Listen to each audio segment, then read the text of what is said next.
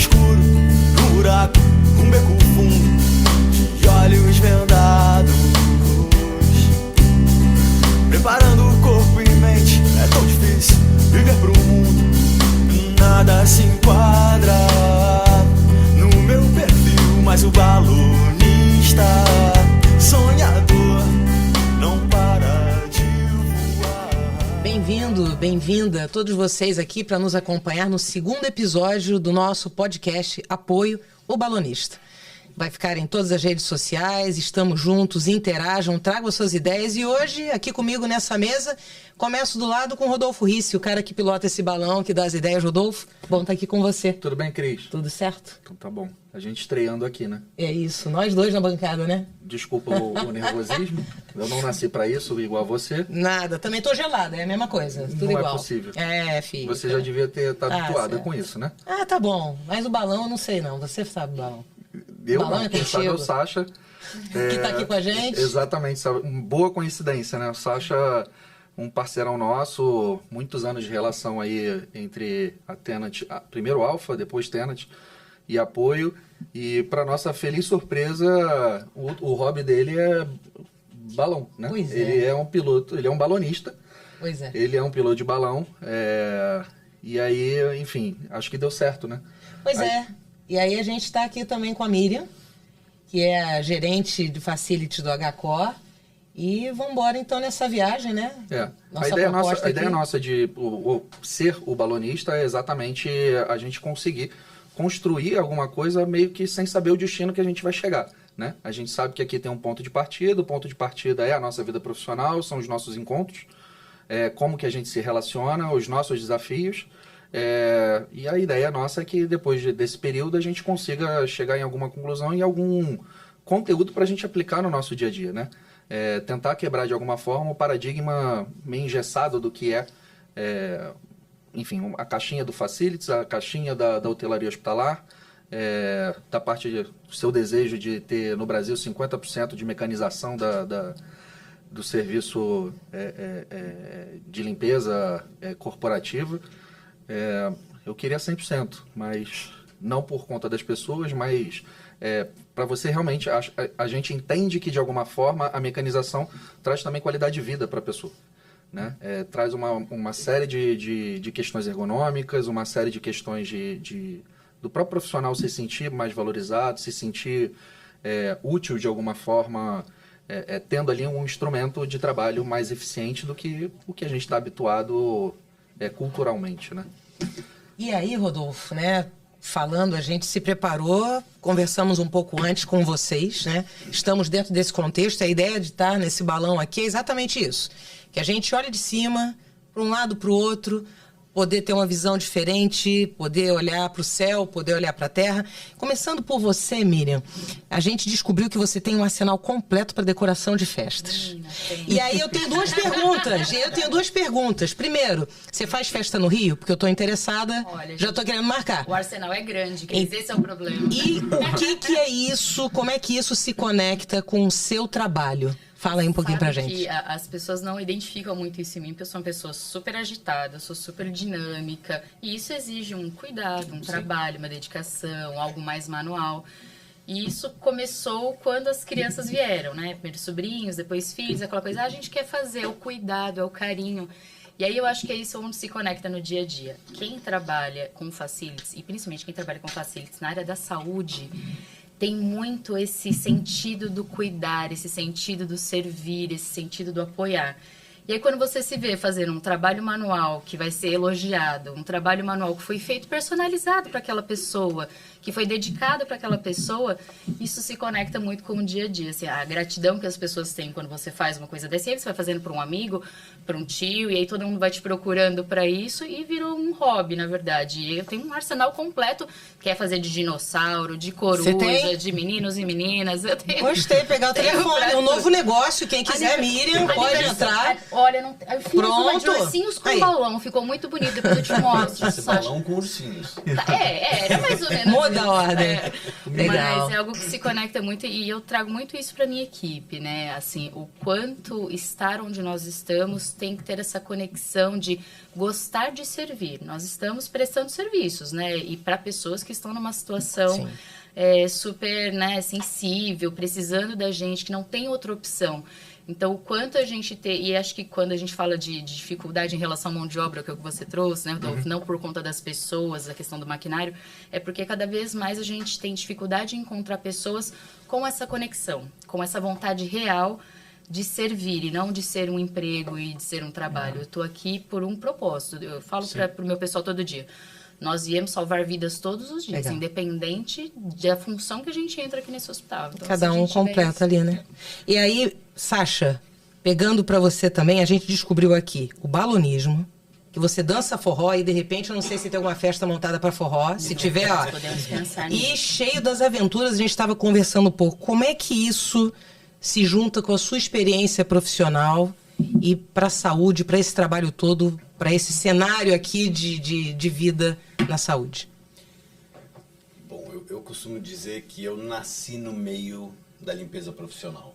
Então, as memórias mais antigas que eu tenho são vinculadas de alguma forma à limpeza profissional. Porque meu pai era da Alfa, você comentou Alfa, e eu lembro assim de muito pequenininho aprendendo a usar uma enceradeira.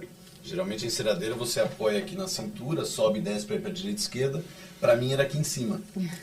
Meu pai colocou um colchão de cada lado na garagem e eu fazia aqui o controle para ela ir de um lado para o outro. Então, eu brinco que eu não tive opção, que a limpeza profissional veio comigo. Mas eu tinha um sonho de não ser ajudante de faxineiro. Por algum motivo, e não era nada específico, nenhum tipo, eu só queria ser arquiteto, ser artista.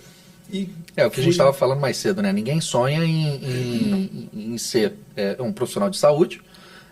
Ninguém sonha em ser... Profissional de saúde até que sim, por conta da medicina, né? Mas, assim, pouquíssimas das pessoas que estão no nosso quadro hoje, somos quase 10 mil pessoas, pouquíssimas dessas pessoas realmente falam assim, não, isso que eu quero. a minha vocação é servir as pessoas, eu quero estar nisso aqui, estou feliz, assim, o que eu ganho é o suficiente, minha família está estruturada e por aí vai. A gente não nasceu trabalhar com limpeza profissional. A gente caiu nisso por oportunidade da vida. E a gente foi se apaixonando pelo processo em cima dos desafios dos quais a gente foi encarando ao longo da vida, né? E possivelmente para você da mesma forma. Você ainda fez uma especialização na área de arquitetura e caiu quase que de paraquedas nesse de balão. negócio. O de balão. De balão. Como bem Não que caiu, pousou. é. Não, bem melhor, bem melhor. E o pouso é suave. Exato. Mas é isso mesmo, acho que eu trilhei o meu caminho, fiz meu mestrado em Barcelona, maravilhoso, morei fora em vários lugares, voltei com a ideia de trabalhar com cenografia. Eu gostava muito da questão da arquitetura efêmera, aquilo que tinha velocidade, porque eu também sou um pouco agitado, então poder fazer Quase uma várias produção de coisas... Oi? Quase uma produção de festa. Exato, não deixa de ser. Cenografia, estandes para feiras, né? Então aquilo que tem uma velocidade. E nesse momento, quando eu voltei para o Brasil, meu pai me chamou para fazer um trabalhinho de 3 meses. Ele falou, olha, são só 3 meses, que eu gostaria da sua ajuda. Período de experiência. Era comprar uma empresa, então ele queria que eu avaliasse a empresa, fizesse a integração dessa empresa. Isso fazem 20 muitos anos, que eu já não me recordo quantos. E quando eu comecei a trabalhar na empresa com meu pai, com minha mãe e com meu irmão, eu me achei. Eu vi que ali existia uma energia, uma cumplicidade, e a gente até hoje, meu irmão, eu trabalho com meu irmão, meus pais se aposentaram, mas eu trabalho com meu irmão, e isso flui de uma forma fantástica. E eu acho que um dos pontos onde eu percebi que realmente o que eu estava fazendo ali era uma coisa bacana e que me trazia uma felicidade até, foi num dos dias, num dos projetos que eu fiz, que eu passei noites e noites dentro de uma loja de supermercado, o colaborador da limpeza que antes cuidava do rodão, ele tinha 2 rodos daquele de 1 metro e tanto, levando a água, a gente escolheu ele para operar a máquina. E depois de 6 meses de projeto, finalmente a máquina passou a ser essencial. Por quê? Porque eles entenderam a qualidade, velocidade, economia de químicos, de tempo, de água, enfim, entraram vários pontos que finalmente se encaixaram e ele falou, Sasha, minha esposa pediu para eu falar uma coisa para você. E eu, tipo, ai meu Deus, né? O que vem aqui? E ele falou, ela pediu para eu te agradecer pela qualidade de vida da nossa família. E fiquei naquele olhar, né? E o que mais? Ele falou, porque antes eu chegava em casa extremamente cansado, dolorido, num mau humor, dormia mal, não tratava bem minha família. E desde que eu virei o operador de máquina, aumentou meu salário, mudou a descrição na minha carteira, eu fiquei mais feliz, ganhei um pouquinho melhor, mais descansado, e isso se refletiu na minha família. E tem autoestima, né? Porque o E cara autoestima. deixa de ser um trabalho braçal. Hoje, assim, a gente vive, não vou falar que é de pleno emprego no país, mas hoje a gente tem, até por conta de uma série de investimentos que foram feitos no passado, enfim, não vamos falar aqui na questão de macroeconomia, mas muita coisa vinculada à área de infraestrutura e que exige muito a mão de obra masculina, né? Hoje esse é o nosso principal gargalo, é conseguir dar conta de atrair pessoas para a nossa atividade, dessas que se submetam, né, às regras de contratação que nós temos, senão não somos competitivos. E por outro lado você tem uma construção civil que é voraz pela mão de obra, qualquer ela que seja, inclusive empregando mulheres que a gente não via isso com tanta frequência há um tempo atrás, né? Tem um determinado projeto que a gente toca, são 12 motoristas, e desses 12 motoristas, 4 já são mulheres. Caminhões pesados, de 40 toneladas. E eu acho que isso tem um pouco a ver também com relação a essa qualidade, né? De alguma forma a pessoa percebe que tem uma capacidade um pouco melhor, acaba buscando um pouquinho mais de conhecimento e se submete a profissões, vamos dizer assim, que antes não estavam no seu radar, né? Não sei se faz algum sentido. Até vou aproveitar e comentar então na máquina. Não sou sexista, por favor, não me entendam mal de forma alguma. Mas eu prefiro as mulheres. Eu prefiro também. as mulheres. Por quê? Porque a mulher é cuidadosa. Sim. Detalhista. Ela é detalhista, cuidadosa. E o resultado da operação de uma máquina é idêntico. Se é um homem ou uma mulher, teoricamente, se os dois operarem da forma como tem que ser, o resultado é o mesmo. Então a gente tende, inclusive, a aconselhar que sejam mulheres mais velhas. Porque com isso você vai ter não só um resultado bom, mas também uma conservação do equipamento melhor. E isso tem se mostrado E de alguma verdadeiro. forma também você leva a vida profissional dessa pessoa mais longa, né? Ela passa a se cansar muito mais, é a questão da ergonomia do que a gente estava conversando, né? Mas essa é a questão que a tecnologia consegue trazer para a gente, né? Visto que estamos envolvidos em um trabalho que ainda é bastante braçal, né? Apesar de já haver bastante tecnologia, ainda é bastante braçal. Então, com mais tecnologia a gente trouxer para isso, mais a gente consegue deixar isso de uma forma equalizada, né? Então, não, quem recolhe resíduo é só homem porque o saco de lixo é pesado. Quem recolhe roupa suja é só o homem porque o saco é pesado. O quanto a gente vai conseguir trazer de tecnologia para poder equalizar um pouco mais isso, né? E também mudar o mindset, eu acho. Mas no universo da saúde, você não acha que, de alguma forma, a gente é muito conservador? Extremamente, Rodolfo. É isso que eu falei. Por isso que eu falei de mudança de mindset. A gente já vem com essa cabeça de que tem que ser dessa forma, de que o homem faz isso e a mulher faz aquilo, e não por sexismo, assim, por um cuidado, por uma preservação e por não pensar muito fora da caixinha de como a gente consegue adaptar aquela atividade para que todo mundo possa executar, né? Então, o cenário da saúde, de forma geral, ele é muito conservador para uma série de assuntos, inclusive para esse. Miriam, você tocou num ponto, né? A gente está falando aqui construção, trabalho e sociedade. A saúde é um cenário dentro de uma sociedade e aqui dentro vai ter tudo. As relações de poder, vai ter o masculino, o feminino, etc. Tua formação original é nutrição. Isso. Como é que né? Se a gente olhar para a saúde, como que foi a sua transição? Como que você vê esse seu trabalho da nutrição? Como é que você se transformou? E o que isso se fala com facilities hoje no seu dia a dia? Ou não fala mais? Fala muito, nossa, Cris, fala muito. Então, como começou essa história, né? Então, minha formação então foi em nutrição. Não era minha escolha inicial, não sonhei em ser nutricionista. Sonhei em ser dentista. No dia do vestibular, eu falei assim, acho que eu não quero ficar mexendo na boca de ninguém, não. Foi o X aí, desceu na hora? Foi na hora do vestibular. E aí eu mudei. Mexe na boca mastigando, né? Mas eu fiquei pensando, não, de repente uma cara, uma coisa eu não quero. E aí fui pra nutrição, me apaixonei. Por que eu fui pra nutrição? Eu sempre tive problema de peso a vida toda, então sempre foi uma briga. Primeira vez que eu fui no médico eu tinha 8 anos, então foram brigas com médicos e nutricionistas. Eu falei, deixa eu ver se eu vou ser uma boa, né? E aí eu me apaixonei completamente por isso, fui inicialmente para a área de produção industrial dentro da USP, e aí depois de um ano e pouquinho já fui para a área hospitalar, e depois que você entra em hospital, eu falo, é um bichinho que te pica, que não tem como, se você é apaixonado por isso. E aí trilhei minha carreira dentro de hospitais, e quando eu fui para a Beneficência Portuguesa, ainda fui cuidando do serviço de nutrição. E aí eu gosto muito de desafio, e eu costumo receber muito bem os desafios, os que eu sei e os que eu não sei. E aí, Clara, você não quer cuidar de mais isso? Eu falei, tá bom, cuido. Você não quer cuidar então de mais isso aqui? Cuido também. Você não quer... A hora que eu vi, o leque tava desse tamanho, e o leque já era facilities. Então eu já estava olhando para higiene, já estava olhando para rouparia, ou gestão de lavanderia que ela tinha, segurança e tudo mais, e aí o leque foi crescendo. Só que a nutrição é muito especializada, né? Então Isso foi em que ano, Miriam? Oi? Isso foi em que ano? Eu entrei na BP em 2014, isso deve ter sido em 2017, mais ou menos, quando eu já estava com facilities lá na BP. A gente, olha bem, a gente fala de uma certa forma, uma transição dessa, um caminho profissional, e a gente está falando de 10 anos atrás. Sim. E a gente nem usava esse conceito, né, Rodolfo? A gente não falava facilities, né? Era hotelaria. Não, a gente falava hotelaria. Ficou glamuroso, né?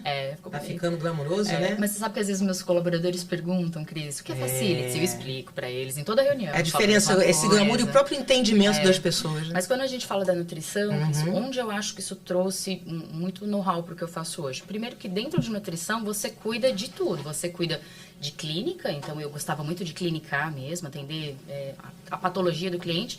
Você cuida de controle de processos de qualidade muito severos na produção de alimentos, e são muitos processos, um muito cadenciado com o outro.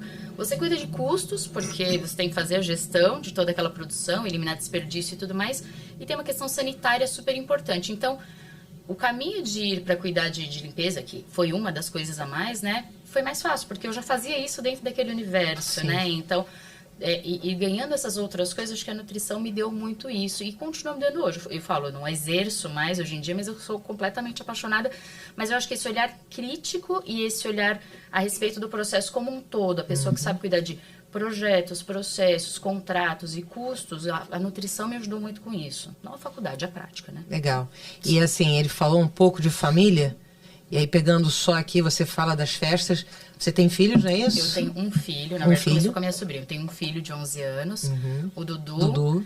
Eduardo é só pra hora que eu tô brava, então é quase a maioria das vezes o nome inteiro, né, nessa é quase hora, Eduardo né? o tempo todo, na verdade, porque ele é levado da breca. O Dudu é um presente, Cris, na minha vida. O Dudu é uma criança especial, ele é autista. E eu falo que eu não escolheria que fosse diferente, porque foi um ganho na minha vida, assim, sensacional, assim. Eu aprendo todos os dias. Tem dia que eu acordo e volto pra trás, falo, opa, vamos começar de novo. E tem dia que eu evoluo. E assim, eu não teria escolhido que fosse diferente. É um presente na minha vida, meu meninão. E isso te inspira? O que da tua relação com teu filho você lembra no seu trabalho e te faz pensar no trabalho de algum jeito diferente, sim ou não? Não sei. Eu acho que a questão de... E aí, acho que talvez trazendo essa questão do ele ser especial, o quanto eu tento entender a todos, Cris, as diferenças, as dificuldades e tudo mais. Tem hora que falo, putz, aqui a gente tem que ajudar mais, aqui a gente tem que ajudar menos. Mas eu acho que eu me tornei uma pessoa muito mais resiliente depois dele. Porque eu sempre uma pessoa cheia de expectativas. Não, porque eu vou casar, porque vai ser assim, porque eu vou ter o filho na data tal. Eu brincava muito que Deus mostrou muito pra mim que meus planos não estavam muito certos. Eu falava assim, não, primeiro eu não queria ter filho. Aí depois o Dudu acabou acontecendo e foi a paixão da minha vida. Eu falava, não vai nascer no mês de férias, porque eu quero que a criança tenha festa na escola, né? Calor não, porque eu detesto calor. Ele nasceu no dia 20 de dezembro, quase no Natal, né? Uma festa só, tadinha. Não, mas um presente bom, não. Não, eu dou de Natal e de a gente dá um jeitinho de fazer isso. Desconstruiu várias coisas que eu tinha construído em mim, inclusive a questão, eu falava, não, porque eu quero que meu filho seja médico, quero que seja isso, seja aquilo. E aí você vê a desconstrução dessas coisas e fala assim, eu não tenho que criar expectativas, né? Eu tenho que fazer ele ser o melhor, da forma como ele pode, da forma como ele vai conseguir. E isso eu trago muito para o meu dia a dia, né? A gente quer a perfeição em tudo. E eu tenho bastante dessa característica, mas eu aprendi a ser muito mais resiliente com isso. Você vê que assim, a gente conhece as pessoas e a gente não tem noção do que está por trás daquela figura corporativa que a gente está habituado, né? Figura corporativa, Eu exatamente. tô escutando você falar do seu filho e eu tô no processo com a minha esposa, que é figurinista na Globo, então tá habituada a essa parte toda de produção artística também, de alguma forma, e toda a cobrança de fazer acontecer tudo para ontem, né? E a gente, enfim, não teve uma boa notícia ontem no nosso processo, e a gente foi dormir ontem discutindo exatamente o que você falou. A gente tá querendo se programar, só que o tempo de Deus é o tempo de Deus. E isso não tem controle. Tá além da nossa vontade. Exato. O que a gente não pode de jeito nenhum é desacreditar que é possível. E tem várias formas, né, Rodolfo? Eu acho que Sim. isso que a gente precisa... A gente idealiza alguma coisa e a gente se frustra porque a gente idealizou que aquilo seja exatamente da forma que a gente pensou. Só que o universo é tão diverso, a gente tem diversas formas de conseguir as mesmas coisas, né? Então, acho que quando a gente começa a olhar para o lado e ver que a gente pode ter aquilo que a gente quer de maneiras diferentes, a gente vai se abrindo e as coisas vão fluindo também. A gente acaba que, falando sobre essa figura do corporativo, né? Como dizia o Ortobon, 1/3 da sua vida é sobre ele, o outro pelo menos 1/3 é no trabalho. E a gente acaba criando uma carapuça, talvez, ou uma capa, de que somos capazes de tudo e a gente acaba escondendo de alguma forma as nossas fragilidades, né? E às vezes a gente não vai dar conta porque a cabeça não tá boa. E eu acho que isso foi uma coisa que eu aprendi também nesse processo, Rodolfo. Assim, eu falo que quando eu conheço uma pessoa, depois de 10 minutos eu conto a história do Dudu. Porque isso não é uma fragilidade pra mim, mas isso trouxe tanta coisa boa pra mim, porque quando a gente expõe algo que Eu a digo a gente fragilidade vive... porque é incerteza, né? Não, sim, mas quando a gente expõe algo que a gente vive, eu só encontrei coisas boas com isso. Eu encontrei pessoas que eu pude ajudar, que viviam a mesma situação e não conseguiam lidar bem com isso. E eu falo que eu nem vivi o luto quando eu descobri, porque eu já sabia. A mãe percebe, ela vê que tem alguma coisa diferente. Então, com 2 anos eu já tinha certeza. E todo mundo fala, nossa, você não sofreu, não viveu luto? Eu falei, não, porque como eu sabia que existia alguma coisa, quando eu soube que existia, eu falei assim, putz, que bom, agora eu já sei o que eu tenho que fazer. E é assim que a gente tem que agir na vida, né? Então, eu acho que essa questão da gente falar sobre as nossas dores ou sobre as nossas fragilidades, a gente traz tanta coisa boa pra perto da gente. Às vezes a gente parece falar assim, putz, eu tô na minha posição corporativa ali, eu não quero expor isso, porque vão achar que eu tô frágil, vão achar que eu tô sensível. Pelo contrário, eles vão ver que você é um ser humano e vamos jogar junto que você é um ser humano. Eu tô na apoio esse ano 4 anos. Mas eu digo que eu sou apoio há pelo menos 15 anos. Porque antes de vir para apoio... 2010, né? 2008, Rodolfo. 2008? Antes de estar aqui na apoio dessa jornada, eu contratei apoio estando no lugar, 3 vezes estando no lugar onde hoje você está, Miriam. E é interessante quando a gente vê essa história, o que eu gosto aqui, e sempre também me pergunto o sentido da gente falar do nosso lado humano, né? E eu trouxe isso para o meu estudo, eu trouxe isso para a academia. Acho que a pandemia, que é bem recente aqui para a nossa memória coletiva, ela mostra um pouco da finitude, mas de repente tem gente que esqueceu disso. No meio da pandemia, eu tive um câncer de mama, às vezes eu me pergunto falar ou não falar, mas eu falo que é exatamente isso. Tem gente que chega para mim e diz que bom que você falou, e é minha história. Não foi bom, mas foi de muita potência. E quando você diz... A pandemia para você foi muito doido, né? Foi tudo porque doido. A partir do momento que você foi potencializada a sua imagem... Fui como demitida cientista, pela primeira vez, É isso. fui potencializada a imagem, como cientista, apareceu possibilidade de escolha, escolhi estar num lugar... e vem uma doença E no meio vem do uma caminho. doença, então foi Montanha assim. russa. Exatamente. E aí quando você fala, né, da questão do controle, e aí eu quero puxar um gancho para você, Sasha. Você tem a tua história na Alfa, então você tem arquitetura, você tem, se eu vou falar besteira aqui, eu não sei, mas você está vindo na linha de uma coisa que é exatidão. Mas ao mesmo tempo você vai para o balão, que também tem exatidão, mas te diz que em Talvez algum não tão lugar, exato, né? em algum lugar, controle não está 100%. Como é que é essa tua história Até complementando a sua pergunta, Ele vem de uma empresa familiar que era a Alfa e hoje ele é o chefe da Tenant, que é a maior empresa do mundo de equipamentos profissionais. Né? Máquinas, precisão, controle, tá tudo sob controle? Não. E aí? Nunca vai estar, acredito eu. É super interessante esse paralelo. Eu obviamente fiquei pensando muito em tudo que vocês estão falando aqui. Quando eu olho um pouquinho para a minha história profissional, desde muito pequeno, meus avós, que também fizeram parte, né, da Alfa e das outras empresas em paralelo que existiam na época, nas minhas férias eu ia fazer contagem de peças, né? Então eu lembro de estar lá com 12, 13 anos ou menos até, e meu irmão mais novo, a gente lá contando parafuso um por um, porca um por um, anotando na fichinha, e aí você começa a olhar do lado e ver que a pessoa que é o contratado, que de fato tá lá no dia a dia, ele tem uma balança, ele coloca 1.000, um parafuso, seta, aí põe 1.000 e já ensaca 1.000. E eu tava lá contando para chegar nos 1.000, eu demorava muito mais do que ele.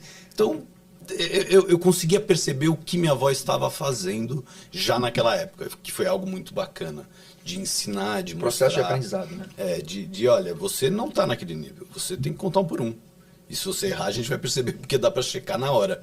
Então eu colocava meu papelzinho lá, 300 parafusos, e ele passava pela balança, falava tá certo e seguia. Então ainda tinha um recheque daquilo que eu estava fazendo, que para mim foi ótimo. Eu aprendi que precisava fazer da forma correta. Então isso, num dado momento, fazendo escola, faculdade, não queria trabalhar naquele momento com a família, achava que eu deveria fazer o meu caminho. Mas quando eu comecei a trabalhar e senti que aquilo era algo que sim me agradava e que estar com a família era algo fantástico, apesar de, obviamente, tem momentos de discordância, mas é uma discordância em que você consegue chegar num acordo entre todos, e isso flui. A gente não tinha nenhuma intenção de vender a empresa, e de repente 2 das maiores empresas do mundo começaram a nos cercar.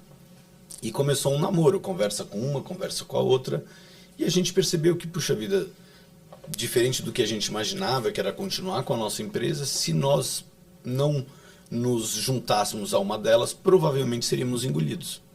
Porque a mecanização, a máquina em si, precisa de volume, e aqui no Brasil a gente jamais chegaria nos volumes que eles têm, para ter custos competitivos. Então optamos por uma empresa, que foi a Tenant, e eles nos surpreenderam levando o Sandro, meu irmão, para os Estados Unidos para ficar 9 meses lá e se aprofundar na cultura da empresa. Ele não passou mais de 2 semanas em cada área diferente da empresa. E como eles foram respeitosos também com o que mantiveram a marca de vocês durante quanto tempo? Né? Até hoje... Este ano nós fizemos a mudança para a Tenant. Este ano. Mantendo ainda a marca de produtos Alfa. Mas até então éramos conhecidos como Alfa Tenant. É isso. Você comprou, de fato, o ativo. O valor não era um parque... Não, o valor foi a marca construída. Cliente, não era um parque de equipamentos, era tudo. O conjunto da obra é a marca. 81 anos, exatamente. comprou 81 anos de sucesso no que fazia. Muito legal. Né? E sempre foi referência em termos de qualidade. Né? Mas aí é só para puxar esse gancho da exatidão, que para mim... eu acho que não tinha exatidão. Assim, a gente obviamente busca a precisão, mas tudo a gente precisa estar pronto para mudar.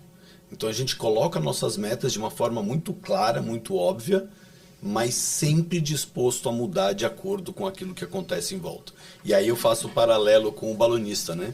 Que o balonista, quando a gente decola, a gente sabe de onde vai decolar. Afinal, você tem que abrir o balão, inflar e decolar de um certo ponto. Mas você tem uma ideia da direção onde você vai voar, porque você não consegue voar contra o vento. Então, antes de decolar, a gente mede a direção do vento e sabe que tem ali um leque, um ângulo que eu posso, desde dessa direção até essa, porque conforme sobe e desce, isso vai mudando a direção. E você vai navegando com isso. E eu participei de muitas competições. E aí posso dizer que, às vezes, a nossa precisão é de centímetros. A gente tem uma marquinha com uma rabiola, assim, um saquinho de areia, uma rabiola que a gente tem que jogar no X que foi declarado pelo nosso diretor de prova. E às vezes a disputa é literalmente em centímetros. Eu já fiz 0,0, de colocar exatamente onde tinha que ser. Nossa. Então, Isso numa distância de quanto, assim, de altura? Quilômetro. Ah, não. A ideia é você decola de quilômetros de distância, 3, 4, 5, 10 quilômetros, para chegar naquele ponto, e aí o ideal é você passar o mais baixo possível e literalmente colocar a marca no chão naquele local, sem encostar, e continuar voando. Até porque muitas vezes você tem 3, 4, 6, 8 provas no mesmo voo, então tem várias metas a serem Etapas a cumpridas. cumprir, né? É um endurance da vida, né? O que interessa no final da linha é você cumprir aquelas janelas de prova, né? Como se fosse um rally Dakar da vida. Exato. Algo assim. E o que eu levo para a vida, isso eu falo para todos os novos pilotos, as pessoas que eu tenho próximo, que eu gosto muito, assim, você tem que viver cada prova como única. Se você foi bem ou foi mal, ela terminou, esquece, vamos para a próxima. Vamos cumprir a próxima tarefa. Terminou, esquece, vamos para a próxima. Porque a emoção de cada uma delas não pode influenciar o todo. E no fundo, não adianta você ganhar, querer só ganhar. Você precisa pensar de que naquele fluxo de 6 provas, você precisa ir razoavelmente bem em todas, e de preferência melhor do que os demais, para conseguir ganhar o evento. E isso eu levo muito na minha vida, assim. Nem sempre a gente vai ser perfeito. Mas a gente vai tentar fazer o melhor possível. Né? E essa sua permanência depois da venda da empresa é a prova mais difícil? Tem sido mais difícil? É uma pergunta muito bacana, porque obviamente houve uma incerteza num dado momento, principalmente quando o Sandro foi levado para os Estados Unidos. Sandro, seu irmão. Meu irmão. Bom, eu fiquei como o diretor de integração. Então eu costumo descrever a situação Mensageiro como... do caos, né? Eu tinha que fazer com que o barquinho inflável que anda em qualquer água rasinha, se mete no igarapé, conversasse da melhor forma possível com um transatlântico que se movimenta rápido quando está em alto mar, mas quando está chegando no porto é tudo mais devagar, tudo mais cuidadoso, e tudo precisa ser definido de uma forma muito antecipada. A gente aqui no barquinho inflável, a gente mudava de ideia o tempo todo. Ia para um lado, ia para o outro, mas quando a tempestade vinha, a gente podia correr para o transatlântico. O transatlântico ele aguenta a tempestade até certo ponto. Tudo bem que tem um iceberg às vezes que precisa tomar cuidado, mas até hoje eles têm desviado disso de uma forma brilhante. E o que a gente conseguiu fazer foi transformar esse botezinho inflável de 2008 hoje numa lanchinha muito bacana. No Brasil, somos líderes de mercado com equipamentos de limpeza de uma forma que até pra gente, nos planejamentos que a gente fazia, é muito surpreendente. A gente literalmente conseguiu mudar o mercado, mecanizar o mercado. É isso que eu ia fazer uma segunda questão para você nisso. Em 2016, eu fui na ISA, lá na Holanda, e depois eu voltei em 2018. E toda vez que você falava de mecanização, em 2 anos, né? Isso a gente já está falando aí de 6 anos atrás, né, gente? Então, quando a gente... Em 2016, o que a gente via era o mercado chinês querendo entrar de qualquer jeito no Brasil, e o modelo de mecanização era vender equipamento. Eles queriam alguém que fosse capaz de comprar grandes volumes e operar isso no Brasil, né? Em paralelo a isso, você teve a junção de algumas empresas, alguns players mundiais, por exemplo, a New Fisk com a Viper, certo? Correto. E aí, quando a gente foi para isso de 2018, começou uma coisa muito louca de todas as máquinas, de todas as empresas de equipamento profissional, de limpeza profissional, com a questão do equipamento autônomo. Esse ano estava incrível, então, mais ainda. Mas naquela época não tinha essa tecnologia tão avançada. Eu lembro que eles montaram uma piscina e colocaram, não vou lembrar exatamente qual foi a indústria que fez esse teste, mas eles colocaram uma máquina tripulada, autônoma, e saíram espalhando bolas dentro desse ringue, como se fosse um ringue de patinação, né?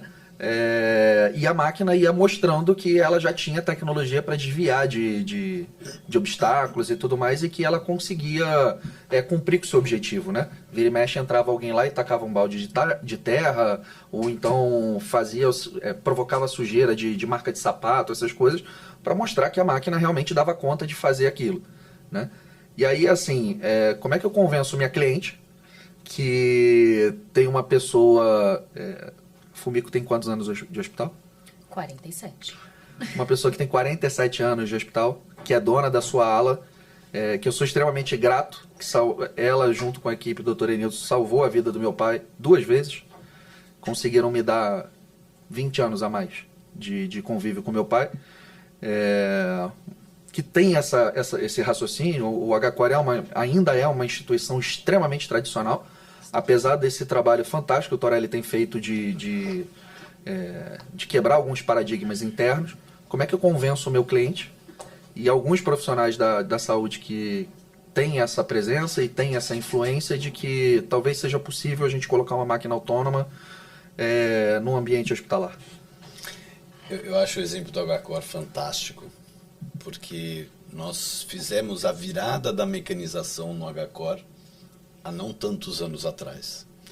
E a forma como a gente fez isso, eu pessoalmente passei algumas noites lá e a gente só registrou a forma como era feita a limpeza. E coletou todos os dados, quantidade de água que se gastava, de químico, horas de mão de obra, a forma como era feita. E então a gente fez um vídeo, produziu um vídeo e um documento com tudo que se gastava para fazer o processo de limpeza.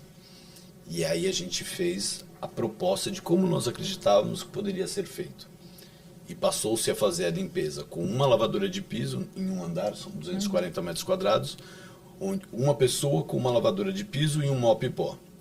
E antes, a forma como era feita, passava alguém jogando água, encarregado uma enceradeira, passava o primeiro rodinho recolhendo água na pazinha, depois o segundo dando aquela... Com pano, tirando o excesso. Não, com água ainda, o enxágue. O enxágue, que ainda mostrava que tinha químico, e a água não estava tão preta, mas ainda estava suja. E por fim, o mop seco, que era uma cabeleira meio descabelada ali, secando.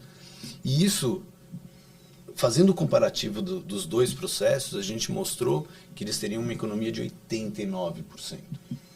E eu esqueço o nome do diretor do HCOR, quando ele viu esse projeto que nós apresentamos para ele, e a proposta dizia, não lembro, 4, 5 máquinas. Ele falou, não, pelo amor de Deus, põe mais máquinas.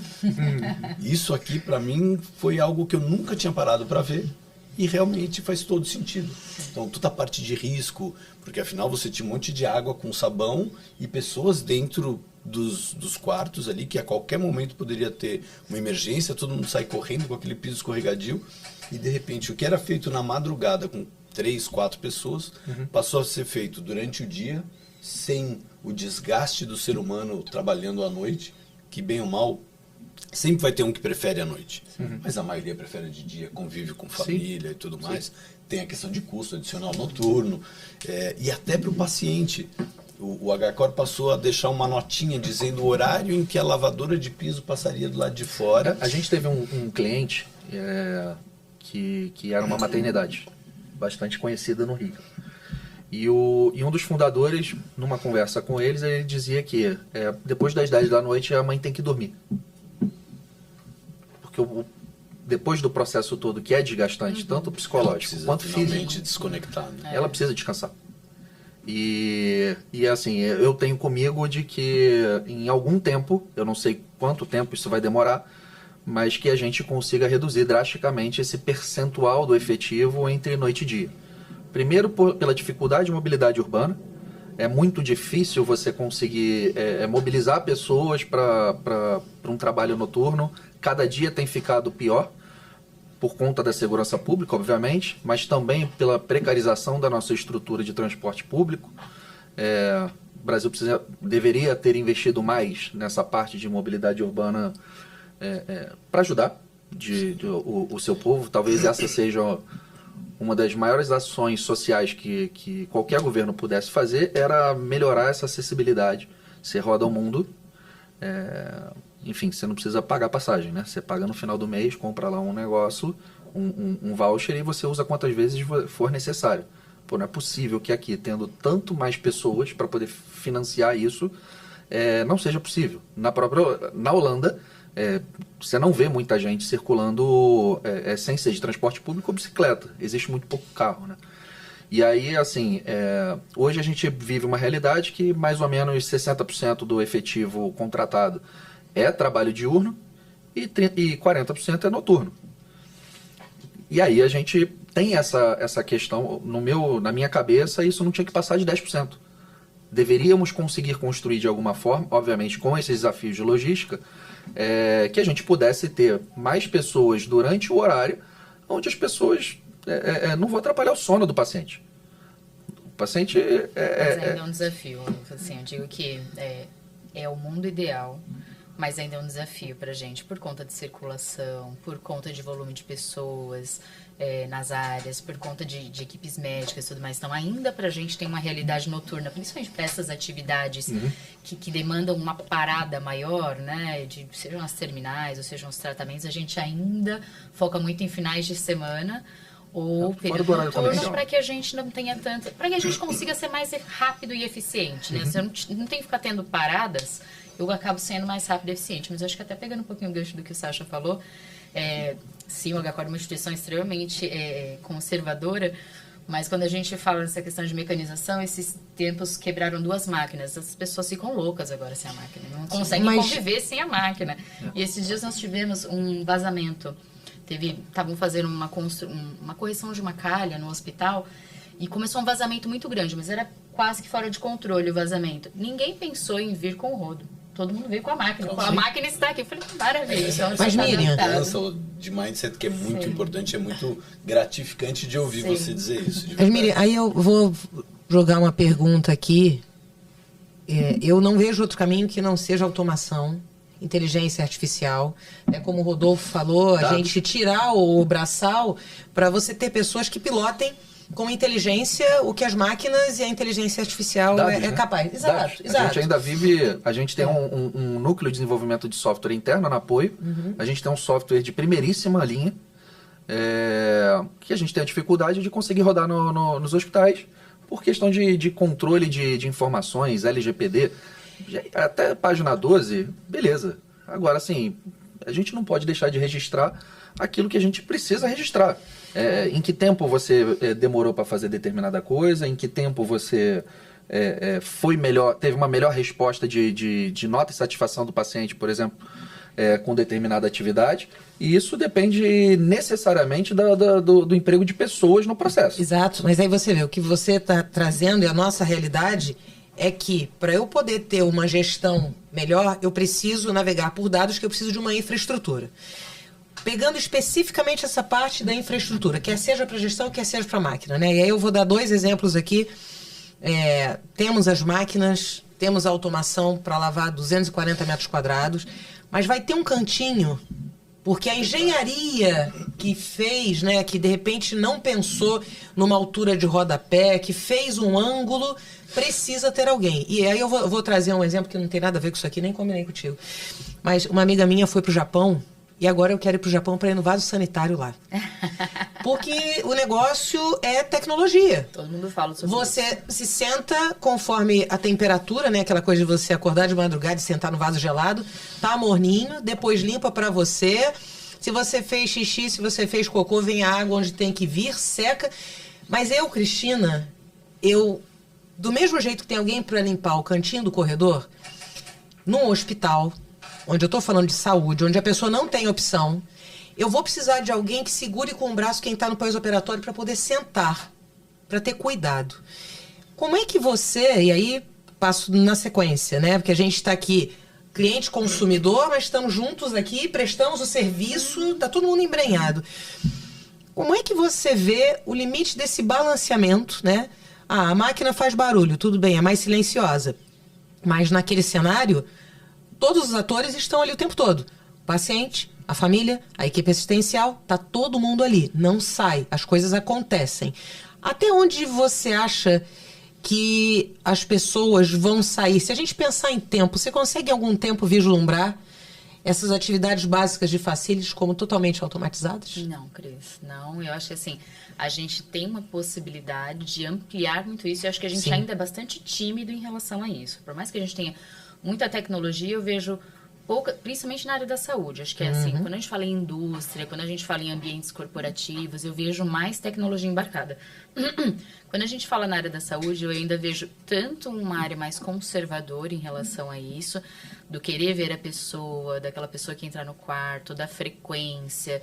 Para você também Mesmo que te acorde, né? Muito. E o cliente do hospital é um cliente que ele tem uma faixa de idade um pouco mais avançada e tem ainda isso muito arraigado como cultura. Então, vou pegar exemplos que a gente recebe muitas vezes de algum tipo de ouvidoria.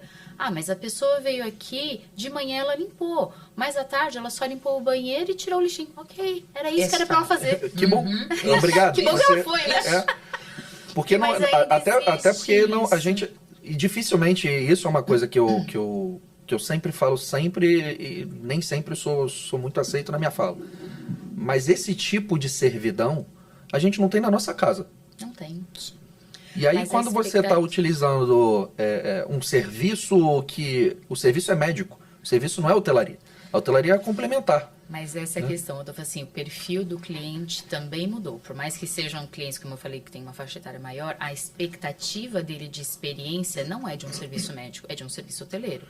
E quando ele vem com essa experiência, ele quer aquilo que ele vê num hotel, claro que ainda com outro cuidado, porque ele vivencia muito mais aquilo. Mesmo que no hotel, você sai. Mesmo que no hotel ele não veja esse serviço sendo feito, ele não tem ideia de como é ali, ele fica o tempo todo, Rodolfo. Então ele quer presenciar. A gente já teve casos onde a gente aproveitava o momento que o cliente ia fazer hemodiálise para fazer algo mais profundo. E ele queria que nós fizéssemos quando ele estivesse no quarto. Então, ainda tem uma questão da nossa cultura, eu acho, que esse contato humano ainda é muito necessário, e eu acho que a gente ainda tem na área da saúde pouca tecnologia embarcada para essas necessidades do dia a dia, para que as pessoas comecem a se acostumar com isso também. Tá, agora eu tô vendo, ninguém vê a máquina, porque a máquina tá lá no período noturno. Aí vamos fazer uma ponte. É difícil trazer equipamento para o Brasil? Trazer essas inovações. Eu até peguei meu celular para anotar coisa, porque tá borbulhando aqui, tantas coisas que eu queria falar. Então eu vou começar pela pergunta da máquina autônoma na operação. Primeiro é uma questão de cultura. Nós estamos ainda passando pela fase de mecanizar com a máquina tradicional que tem alguém operando, que as pessoas tenham percepção de segurança, de que não tem chance dessa máquina machucar alguém. E isso é uma questão, que ainda existe essa... Puxa, será que o carro autônomo vai matar muita gente? Do paciente, vou usar o hospital como exemplo, do paciente que está dentro do quarto, da família que vai visitar o paciente, dos médicos. É impressionante, todos têm ainda um certo receio. Primeiro em ver isso acontecendo. A cultura, né, que a Miriam falou. A cultura. Ver isso acontecendo, embora a pandemia tenha mudado um pouco isso, as pessoas passaram a querer ver o processo de limpeza acontecendo. No passado ninguém quer ver. Nem a pessoa que faz a limpeza. Eu estou me corrigindo aqui com o colaborador de limpeza. Nem o responsável pela limpeza. Mas... Não, assim, era até complementando. Você seria julgado como um bom prestador se você não aparecesse. Exato. E hoje acho que isso está mudando. Aquela frase de limpeza se percebe. E quando você tem um equipamento, a gente viu durante a pandemia o uso dos equipamentos durante o dia dentro do mercado disparou.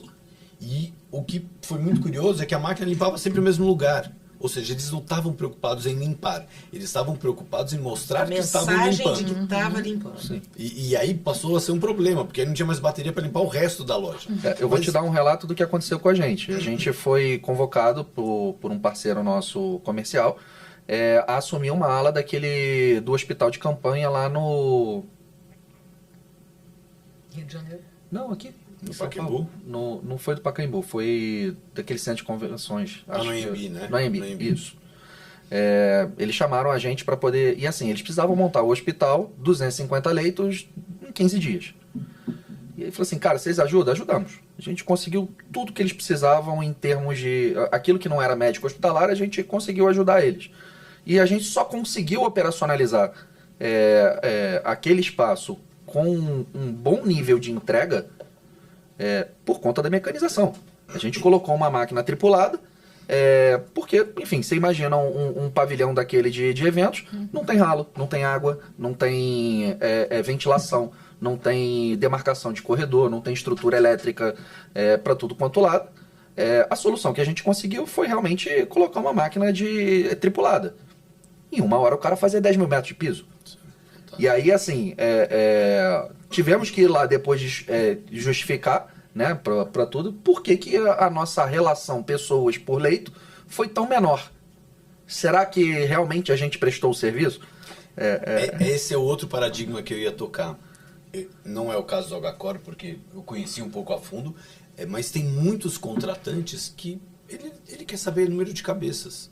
E ele glosa vocês se tem o número de pessoas ou não. A gente tem visto muito retrocesso nisso, Sasha. A gente trabalha de uma maneira bem diferenciada. A gente evoluiu demais nos últimos 10 anos com relação à SLA, mas me parece que nos últimos 2 anos a mentalidade é ao contrário. Parece que a gente, talvez pela pressão, talvez por aquilo que a gente está falando, das pessoas estarem se sentindo extenuadas, a gente está se apegando a determinado fator de avaliação que já, assim, a Apoio está desabituada a trabalhar com HH.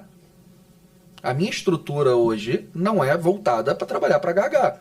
Eu passei 10 anos atendendo os principais players do país e todos eles falam assim, eu não quero saber quantas pessoas. Eu quero saber do NPS do paciente, eu quero saber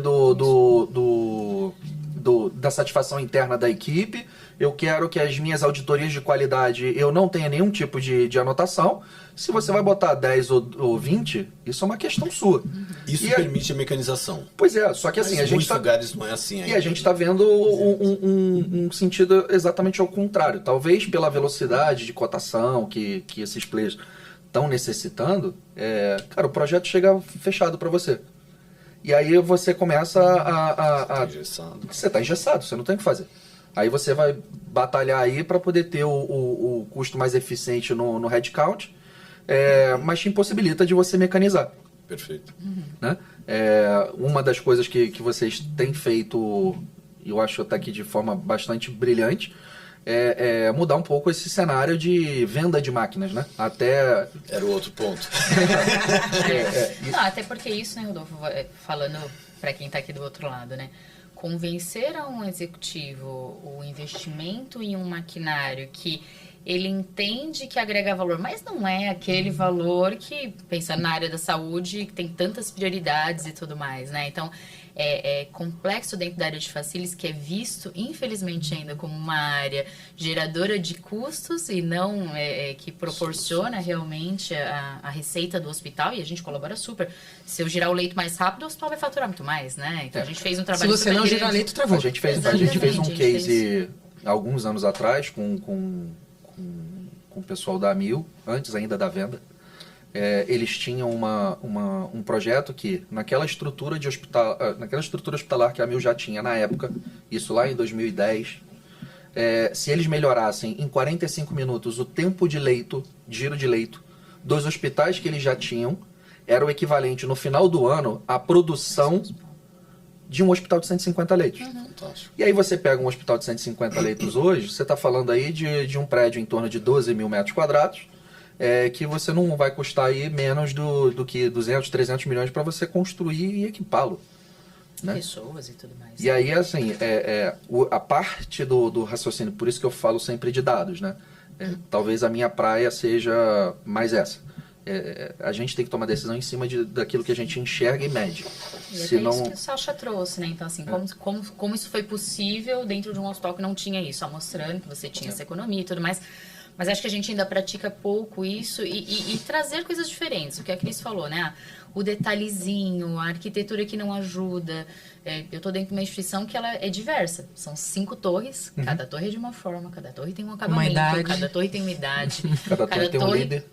São 5 hospitais dentro de um. Dizer que a gente consegue ter isso para todos, com melhor acabamento e tudo mais, poxa, a gente ainda não consegue. Mas o que a gente tem de tecnologia paralela para a gente conseguir fomentar isso, né? Então, acho que até uma provocação agora, Sasha. Acho que a gente precisa se desafiar mais, falar assim, eu tenho isso daqui, vamos testar, vamos ver se funciona, vamos ver se a gente melhora a produtividade com isso, se a gente reduz tempo, funcionou? Bora, vamos para isso. Eu sou muito dessa linha, né? Eu vou pegar o gancho do dados enfim, tentar costurar um pouquinho. A cabeça vai longe, fervilha, o balonista voa. Eu visitando clientes, adoro visitar clientes, acho que é super importante para sentir a temperatura, entender o que está acontecendo. Com alguma frequência, algum tempo atrás, eu escutava, e eu gosto de falar primeiro com o operador da máquina e depois subindo a cadeia. Eu escutava com alguma frequência, essa máquina só quebra, essa máquina me dá dor de cabeça. E aí fica aquela coisa, como é que eu vou ajudar a resolver esse problema? Porque afinal ele começa a ter uma imagem do meu equipamento que é ruim. E aí a gente começou a entender que não mais vender máquina, mas vender disponibilidade de máquina. E para isso a gente precisava ter os dados, a gente precisava ter telemetria, a gente precisava fazer com que esse equipamento continuasse rodando. E foi quando a gente começou a locação mais forte. Hoje, para vocês terem uma ideia, a gente tem mais de 4.500 máquinas do Rio Grande do Sul ao Amapá, espalhadas Outro dia eu liguei pro Gilmar pedindo uma máquina para ele, ele falou 180 dias para entregar. Aí eu falei assim, cara, que isso? Ele falou assim, Rodolfo, aluga. Se você alugar, eu te entrego em 30. É isso. E a nossa frota tem crescido de uma forma incrível, e o que a gente tem conseguido fazer com isso é justamente dar os dados para que vocês tenham um melhor controle. Então hoje, na locação, você consegue ver dia a dia quanto aquela máquina foi usada. E dá até para fazer, como vocês têm um sistema interno, a gente faz as conexões, os APIs da vida, e você consegue colocar lá, por exemplo, um cliente nosso está fazendo, qual a expectativa de uso daquela máquina diária, mensal, semestral, o que for. E se estiver fora daquela curva, vamos acionar a operação para entender por que está fora da curva. Às vezes é um erro nosso, que a máquina... Quanto custa uma tripulada hoje para comprar? Temos de entrada, 100 mil reais. 100 mil reais. Vamos colocar números redondos para ficar fácil. Se eu te falar que eu tenho esse equipamento parado dentro de um hospital que buscou uma redução de custos de 30% na linha de hotelaria, e não foi só para mim, foi para tudo, e ele não autoriza a gente circular com esse equipamento. Cultura. Quanto que custa esse equipamento parado, ou quanto custou esse equipamento parado porque ele não me autorizou a usar preventivamente, né? O quanto que na rotina, simplesmente você tirar 30% do efetivo do dia para a noite da área de hotelaria, o quanto que isso vai afetar na rotina e na percepção do seu paciente aquela ação, né? Voltando à história do balão, né? A gente busca um pouso suave para as mudanças, né? Então, enfim, é uma loucura isso, cara. E aí eu vou usar esse gancho de novo para falar da máquina autônoma. A gente está nesse processo da mecanização com a tradicional. A autônoma já existe. Hoje, nos Estados Unidos, a gente tem lá um parque gigantesco. E o primeiro cliente que abraçou de uma forma incrível foi o Walmart. O Walmart hoje tem praticamente em todas as lojas uma máquina autônoma fazendo a limpeza. E aí... No começo foi uma loucura. Todas as fotos, porque ela envia foto quando a máquina, por algum motivo, não consegue seguir o processo. A maioria das primeiras fotos eram crianças parando na frente da máquina. Teve um caso de um cara que deu 2 tiros quando viu a máquina sem ninguém. Também aí é o outro extremo do estilo americano de ser. Mas essas máquinas, elas passaram então a serem... Elas são consideradas cobot. Por quê? Porque ela permite que o responsável pela máquina siga fazendo processos de limpeza, cuidando do detalhe. Então, no caso de uma loja de mercado, ele passa a limpar o pé da gôndola, fazer limpeza de corrimão, de tudo aquilo que o equipamento vai demorar muito ainda para fazer de forma autônoma. Mas aquela parte que ele ficar sentadinho em cima da máquina, Não precisa. altamente monótona, e que muitas vezes, inclusive, ele acaba se distraindo, porque o telefone é uma coisa que, apesar de ele não poder usar, ele sempre usa. E se você proibir dele estar utilizando o telefone durante a operação, esse cara entra na justiça contigo por te cobrando assédio moral, qualquer coisa nesse sentido. Ele vai dar um jeito, né? Ele simplesmente não consegue entender que o risco ali é ele se machucar e machucar o próximo. E tem perdas materiais. A gente tem alguns casos... Quando bate na gôndola de macarrão, só dá uma chacoalhada. Mas quando bate na gôndola de bebida importada, você imagina o custo disso. Ou num hospital, num daqueles vidros, equipamento. Então, a evolução Eu tenho muita dificuldade de dizer o tempo que isso vai acontecer, que foi uma das perguntas. Eu achava que seria mais rápido, mas como a gente tem tido muita dificuldade ainda de fazer com que a máquina tradicional passe a ser o dia a dia de todos nós, o nosso principal concorrente é o pano e rodo até hoje. Sim. Em muitos lugares a gente continua vendo pano e rodo acontecendo. Então é algo que dá até estranho, né? Eu fui na Leroy Merlin fim de semana, empresa francesa, e assim, eu acho que as maiores empresas de facility do mundo são de lá. Não era uma empresa francesa que estava fazendo o facility da loja, mas 4 horas da tarde o pano e rodo estava cantando. Sim. Tava lá o pessoal, até porque tinha o horário de fechar a loja e possivelmente não iam, estavam fazendo concorrente com o Quando consumidor. a Alice perguntou sobre resistência de quem, né? Eu vou falar que eu, no meu papel de gestora, com esse apagão de mão de obra que a gente tem hoje em dia, com essa dificuldade de mão de obra, para mim é um sonho conseguir com que eu não sofra tanto com isso tendo equipamento. Então, eu ainda não acho que tem resistência das outras pessoas que enxergam se isso está sendo efetivo, mas eu acho que os gestores hoje isso é a única solução, assim, é um desejo. Como tornar isso mais acessível? Como tornar um auxiliar de limpeza que está num andar, ao invés de ele estar com um mop, ele está com algum tipo de equipamento que favoreça isso, né? Então, o desafio é a gente tentar tornar isso mais acessível dentro das operações Sim. também, para que a gente possa fomentar o uso, né? Com a máquina, o que a gente tem sentido, e é o meu desafio de cada dia, é mostrar financeiramente a vantagem. E, de fato, na maioria das vezes, isso se paga de uma forma muito rápida. A máquina autônoma ainda, pelo custo da mão de obra e pelo custo dessa máquina chegar no Brasil, de fato é mais difícil. Mas aí a gente está falando de lavadora de piso, né? Lavadora de piso. Tá. E aí, assim, vocês fizeram também a aquisição da IPC. Sim. Né? Que tem tem outro... vapor. Isso, exatamente. Cara, aí volta naquela pergunta que eu fiz para você um pouco antes. Qual a dificuldade de trazer equipamento para o país? Não há grandes dificuldades. Tem um custo de importação, impostos, mas o que a gente acaba notando, máquina a vapor, eu acho que é um ótimo exemplo, que num dado momento em área hospitalar foi muito utilizado. Mas a principal máquina que foi, naquela época, trouxe, que era a Sanivap, ela tinha um pequeno probleminha que ela derrubava o disjuntor. E ao derrubar o disjuntor, ela desligava uma máquina que jamais poderia ser desligada. Ou seja, um caos. Pior, ela foi implementada, se não me engano, a primeira vez no país, no Einstein. Foi. Você imagina desligar o bloco cirúrgico inteiro. Corrigiu-se isso, mas hoje tem um preconceito que as pessoas falam, não, máquina a vapor derruba o disjuntor. Já não derruba faz 20 anos, exagerei, 10 anos. Mas continua essa questão de... Não, cara, faz mais tempo. Do a gente introduziu para a limpeza terminal, não é necessariamente uma máquina a vapor, é também uma máquina a vapor, mas é que ela faz um processo é uma máquina eletrostática que você aplica o peróxido, ou seja lá qual for o equipamento. Né? A gente já faz isso pelo menos 10 anos. Nesse projeto que a gente começou na Mil lá atrás e depois a gente foi introduzindo um pouco mais a fundo essa tara por diminuir o tempo de liberação do quarto no 9 de julho, cara, a gente foi atrás do equipamento. A gente estava disposto a pagar R$5, R$6 a mais de produto químico para eu entregar um quarto mais limpo e com 15, 20 minutos a menos do que estava acontecendo anteriormente. É um hospital de 450 leitos, 430, mais exatamente. Então, assim, viabilizava. Você ter um equipamento desse dentro da sua equipe terminal e você adiantava drasticamente o processo.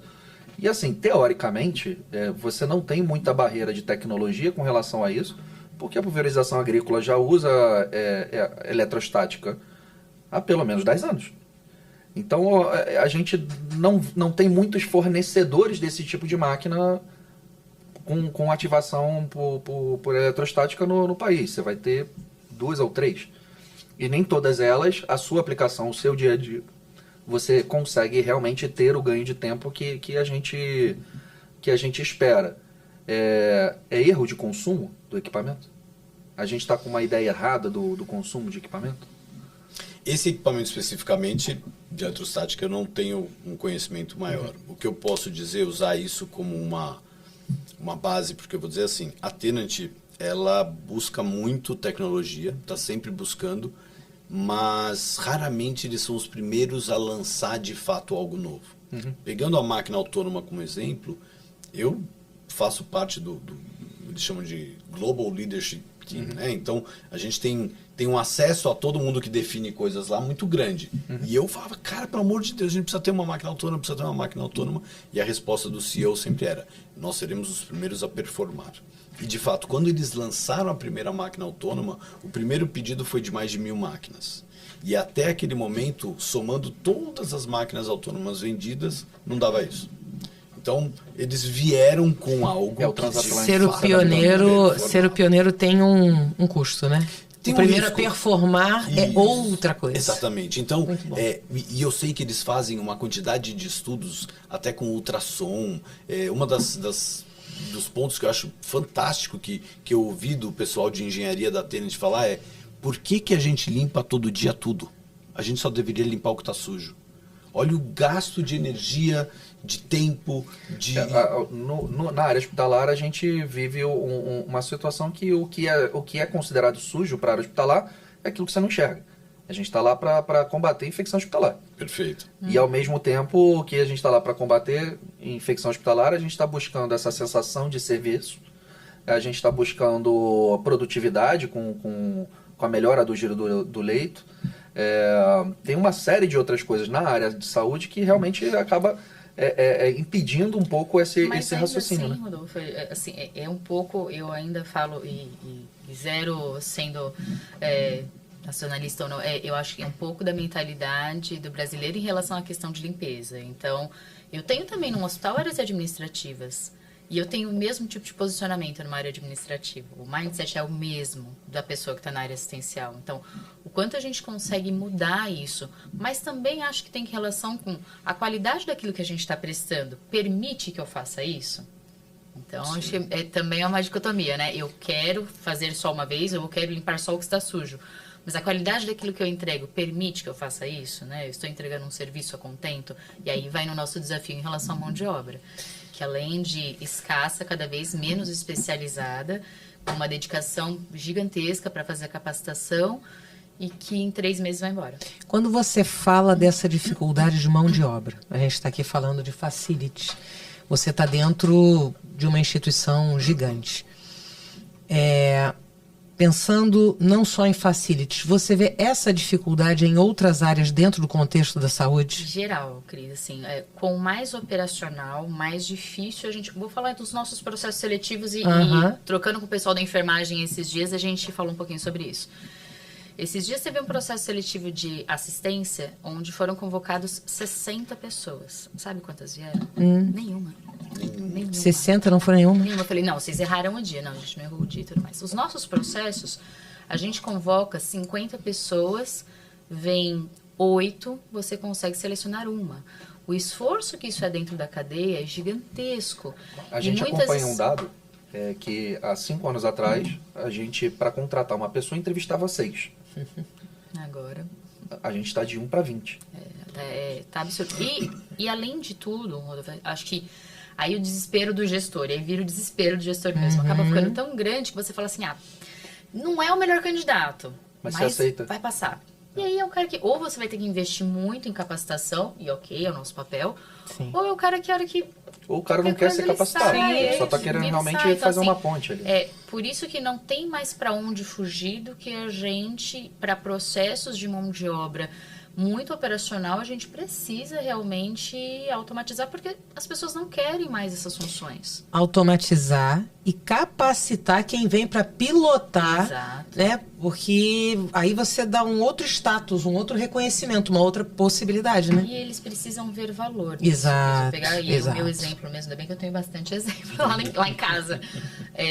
Nós operamos com bastante máquinas e tudo mais, e assim, eu estou no HCOR faz 11 meses. Quando eu cheguei, a maioria das máquinas estavam paradas sem utilização por manutenção. Aí fizemos, colocamos tudo em uso. 6 meses depois, eu tenho um bom percentual novamente na mesma condição.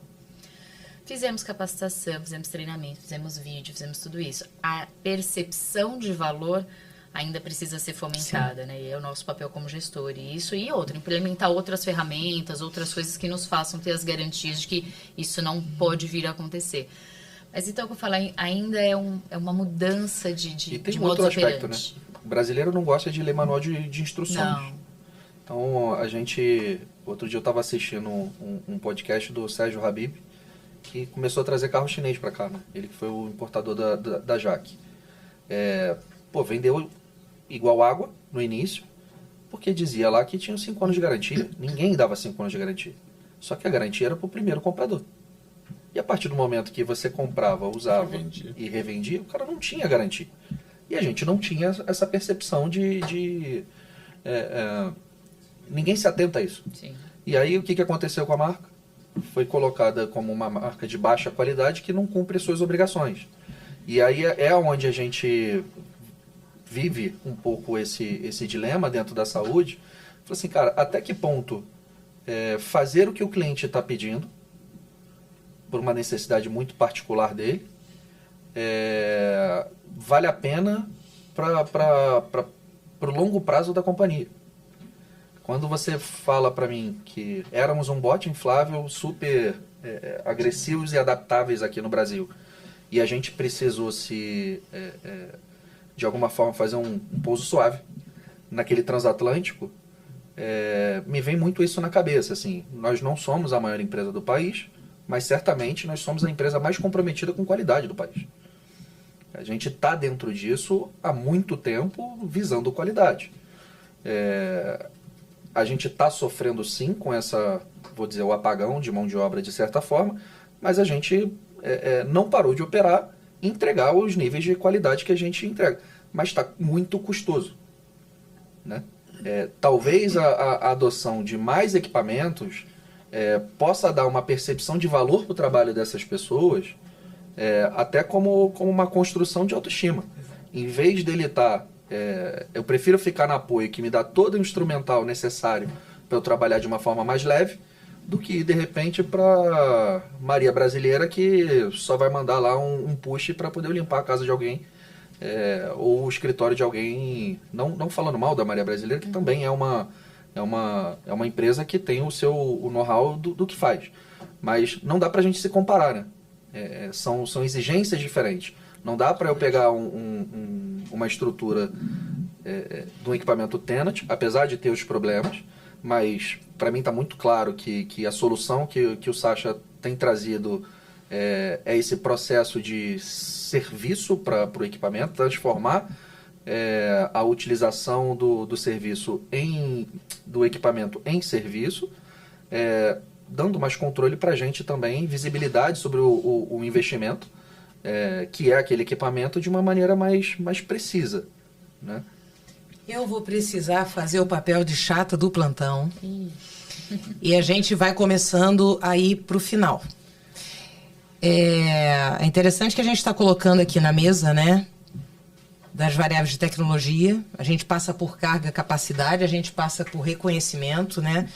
Conversávamos um pouco antes de entrar, custo, que é o principal. Se você não tiver uma empresa sustentável, você não tem emprego.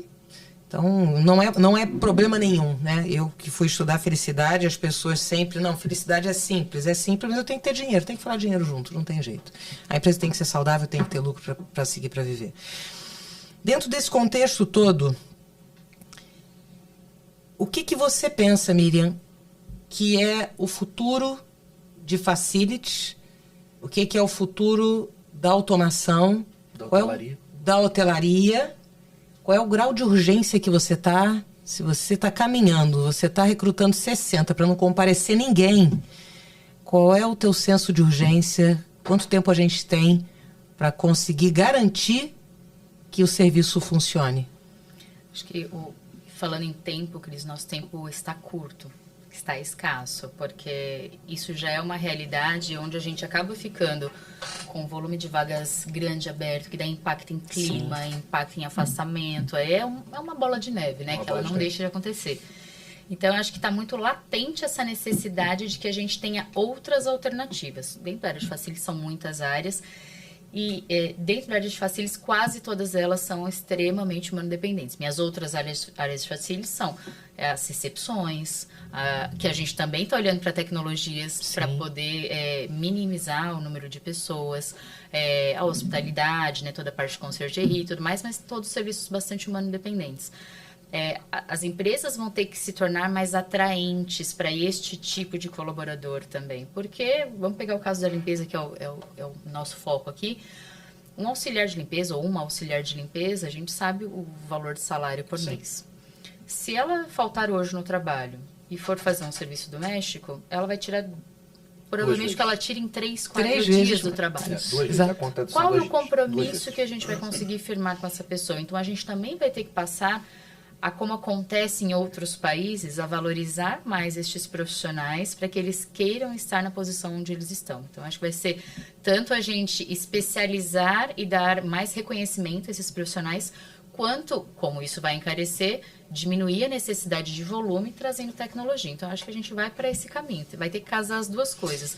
Esse tipo de serviço básico, cada vez mais as pessoas... Hoje tem muitas opções, né? Vai virar youtuber, vai fazer um serviço à parte, enfim, vai ter um trabalho informal. Hoje as coisas estão mais fáceis. São poucas as coisas que os prendem num trabalho CLT com uma remuneração que talvez não seja atrativa ou possível para eles. Então, acho que a gente vai ter que casar as duas coisas. E é interessante, né? Quando você fala da área administrativa de um hospital, onde, em tese, você não tem o risco biológico, o paciente, mas as pessoas têm a mesma expectativa, né? A mesma expectativa. Se você pega dessa área administrativa e tira as lixeiras de todo mundo e coloca uma só, você está mudando isso, parece que é o fim do mundo. Parece um crime. Exatamente, né? Então, o quanto que a gente tem de cultura de todos, né? E, Cris, quando a gente fala de cultura, aqui ainda pensando na questão de áreas administrativas, ontem a gente faz muita ronda no hospital, né? E eu participo de uma boa parte dessas rondas.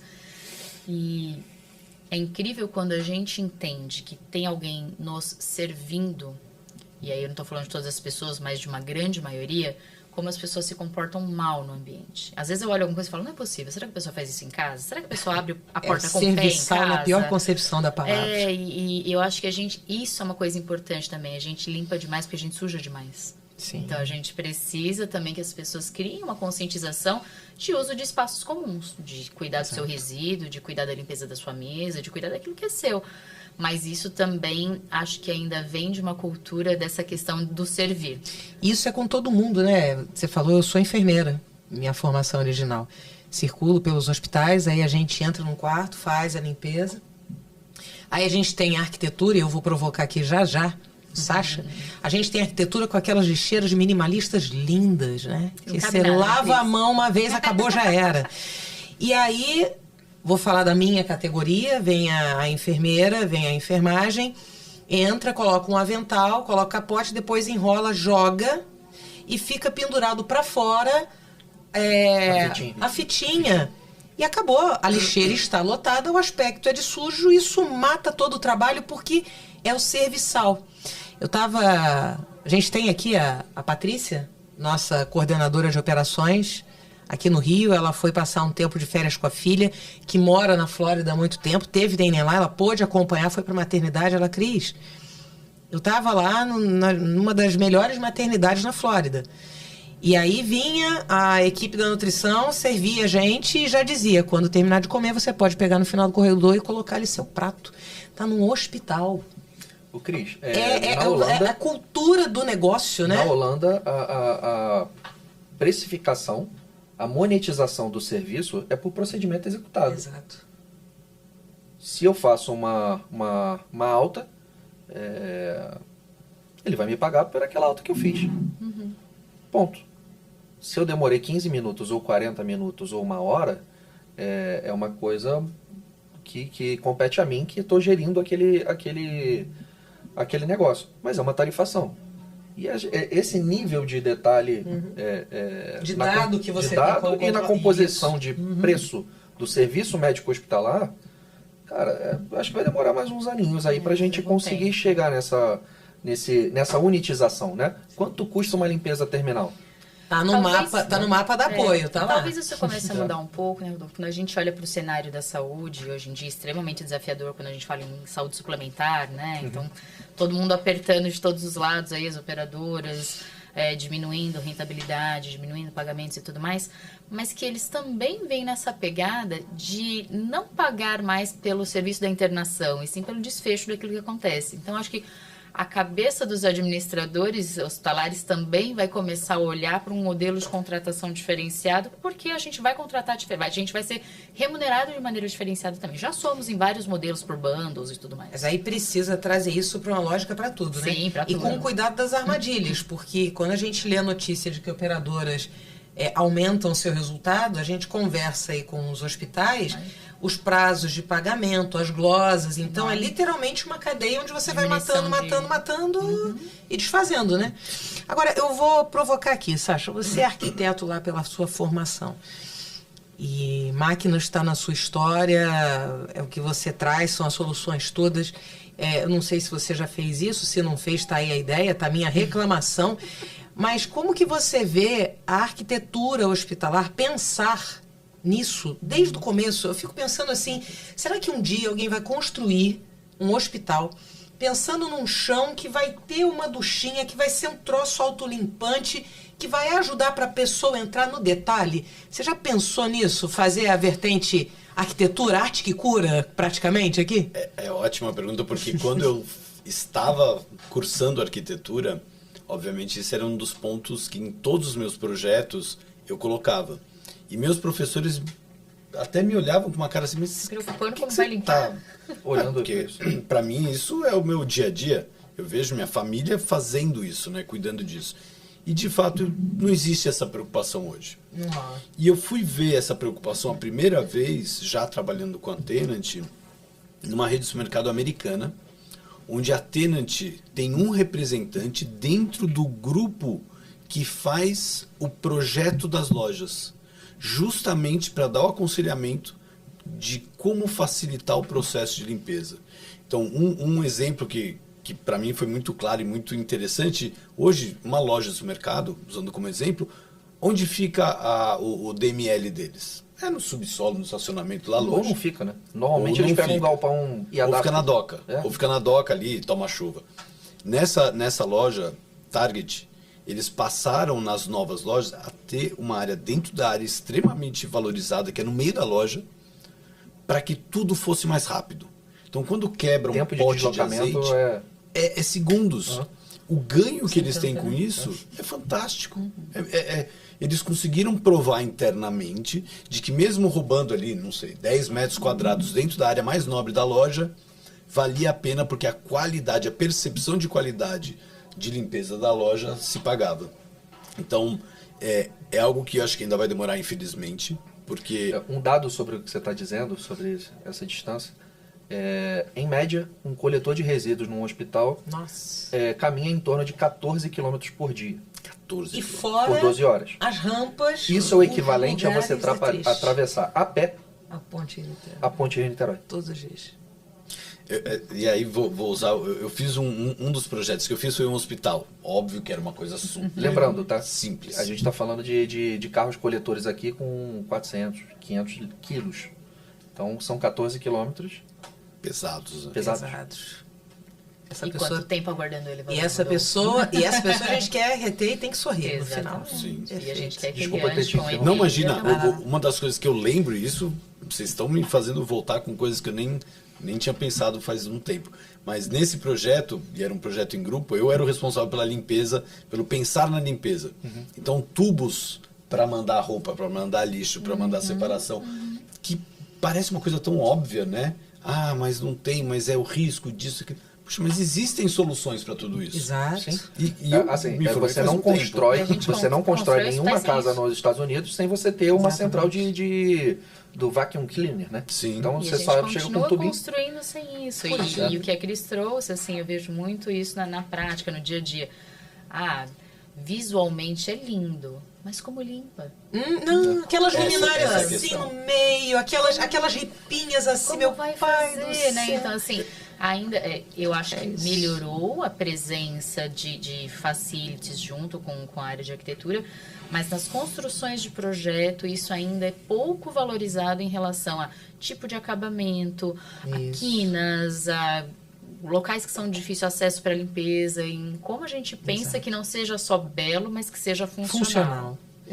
A gente tem, como família, um orgulho de ter realmente mudado algumas coisas no processo de limpeza no Brasil. Então, uma delas foi a mecanização com máquinas, né? As primeiras máquinas que surgiram no Brasil. O próprio aspirador, que na época, em 1944, quando a Alfa foi fundada, era uma coisa assim de, nossa, o que é isso, né? E até os impostos eram muito altos. A gente trazia como máquina de fazer limpeza. A gente, digo, os antepassados lá, né? E essas mudanças foram sendo muito interessantes. E uma outra que também revolucionou completamente o processo de limpeza de vidro, que até então era o jornal, o paninho, o álcool. A gente trouxe o tal do rodinho, da Unger. Chegamos a ser a Unger do Brasil durante um período. E com isso a gente revolucionou de forma tal que... Por que a gente não vê mais dessas marcas no país? A oferta dessas marcas no país? Aí entra naquela questão de qualidade versus custo, onde acaba sendo difícil a competição de quem vem de fora. Temos algumas marcas nacionais que entregam... Eu acho que tem diferenças significativas, mas pelo... Tipo um Volkswagen e um chinês. Pode ser. Tá. A diferença é que o chinês é o brasileiro. É isso.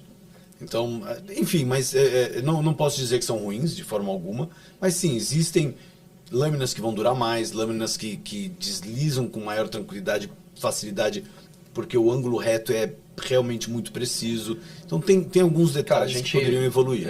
Até falando sobre esse negócio de limpeza de vidro, me veio um gancho aqui. A gente presta serviço num grande hospital aqui de São Paulo, que tem um prédio tombado. Foi desenhado pelo Oscar Niemeyer e, enfim, tem toda uma necessidade, vamos dizer assim, de conservação daquele prédio, porque é um prédio tombado. A diretora do hospital foi cotar a troca do sistema de ancoragem dos alpinistas industriais que fazem a limpeza de fachada. R$1,5 milhão. Quando que ela vai pegar R$1,5 milhão do caixa? Jamais. Aí a gente, por isso que eu te perguntei de certa forma, esse foi um desafio pra gente, a gente conseguiu resolver por R$25 mil, tá? Resolvemos o problema todo, nosso alpinista tá lá, não teve acidente nenhum, a fachada tá limpa, nos custou R$25 mil. Mas é achar a pessoa certa para colocar no lugar certo e dar a solução. Claro. Né? A empresa de elevador não quer consertar o elevador, ela quer vender um novo elevador. Esse é o princípio. E aí a gente vê algumas coisas de internet e tal. Graças a Deus a gente tem isso mais facilmente colocado. Cara, um drone de limpeza de fachada. Nunca vi funcionando no país. Diz que tem, mas eu nunca vi funcionando. Na feira agora na Holanda tinham alguns. Vi vários dos prestadores que estavam lá pegando contato. Mas é isso. Tem um tempo de maturação para que isso passe a ser do dia a dia, né? Demora até se acreditar na tecnologia, né? E assim, alguém tem que bancar, né? E é difícil você bancar a inovação. Você não sabe se vai funcionar, se não vai funcionar, se é real, se não é real, né? Então, tem que ser mais disruptivo para isso, né? E acho que falta um pouco, falando principalmente do cenário da saúde, falta um pouco essa disrupção. E de alguma forma na saúde também a gente associou inovação a novos equipamentos, né?